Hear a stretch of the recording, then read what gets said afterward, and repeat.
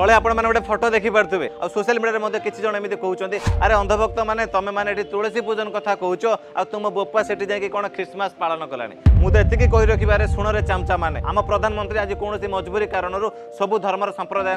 Festival पालन कर से देशर प्रधानमंत्री नजर समस्ते सामान किंतु से कौन मुस्लिम पर्व जाकि टोपी पिंधि दौना पुणी गोटे मिछ कथा माने कहले पठान का बच्चा हूँ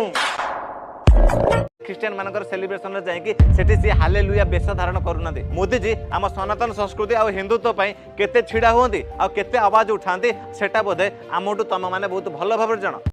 मैं इस्लाम के खिलाफ नहीं। Fundamental values of Islam which literally means peace से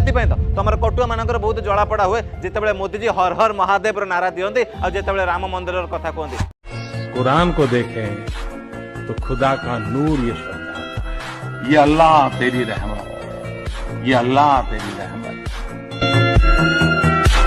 कथा कहते और रहा कथा सेलिब्रेशन और क्या सहित फोटो उठेबा से देशर प्रधानमंत्री से करेंगे और दुख लगे कि मोदी जी ख्रीस्टमास डे पालन कले किंतु तुलसी पूजन गोटे शुभेच्छा जनइले दुख लगी और से भिडियो माध्यम